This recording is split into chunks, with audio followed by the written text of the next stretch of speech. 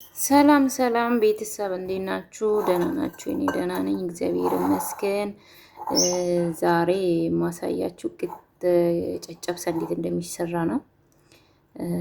እኔ ወድጄዋለሁ፣ እናንተም እንደምትወዱ ተስፋ አደርጋለሁ። ይኸው አንድ እንቁላል አዘጋጅቻለሁ። አንድ እንቁላል ሰብሬ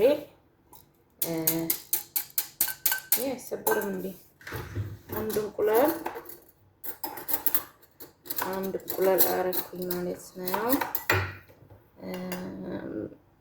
አንድ እንቁላል ከተትኩኝ ማለት ነው። ኦኬ።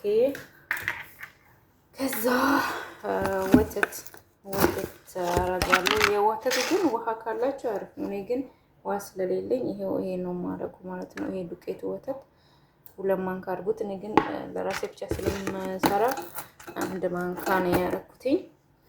ከዛ ትንሽ ውሃ እናደርጋለን። ለምን ወተቱን መበጥበጥ አለብኝ። ትንሽ ውሃ እናደርጋለን። ትንሽ ውሃ ካረግን በኋላ እንመታለን ማለት ነው። ይሄው እንደምታዩት እንቁላል አድርጌያለሁ። ወተት 1 እንቁላል ወተት ትንሽ ጨው አድርግበታለሁ። እናንተ ከፈለጋችሁ አታረጉ ከፈለጋችሁ። እኔ ግን ይሄው ትንሽ ጨው አድርግበታለሁ። ትንሽ ጨምር እስቲ ትንሽ ጨው ላድርግበትና ከዛ ልምታው። ከዛ መታለን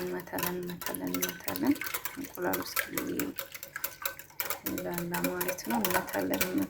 መታለን።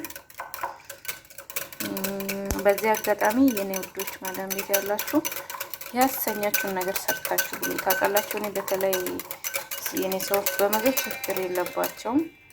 ይህ ደወለች ተረከመ ነው እኔ ደወል በምግብ ችግር የለባቸው። ይሄን እንደዚህ መትቼ ከመታው በኋላ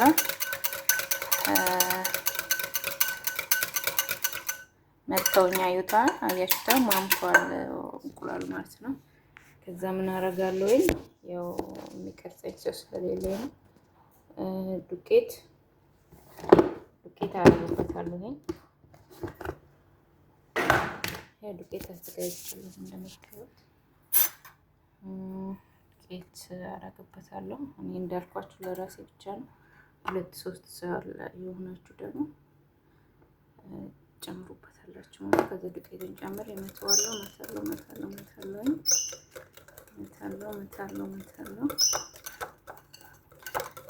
እንደዚህ እንደምታዩት እንቁላሉና ወተቱና ተዋህደዋል። ከዛ ትንሽ ዱቄት እጨምራለሁ። እኔ ግን ቀጠን ያለ ስለማልፈልግ ማለት ነው። ለራሴ ብቻ ነው የምሰራው ነገራችን። ሌላ የሚበላ ሰው ስለሌለ ለራሴ ብቻ ነው የምሰራው። ከዛ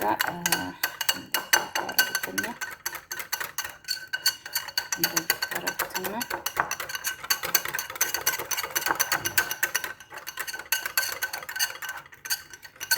ከዛ መጥበሻ አመጣለሁ። እዚህ ጋር ጠብቁኝ። መጥበሻ ካመጣሁ በኋላ የሆነ ቪዲዮ ግራ ሊገባችሁ ይችላል። እንግዲህ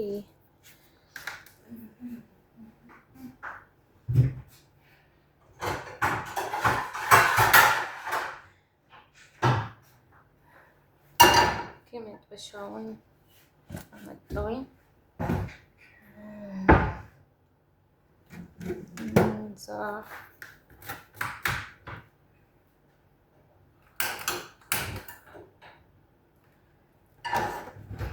እንደምታዩት ትንሽ ዘይት አደርግበታለሁ። እንዴት ማለት ነው?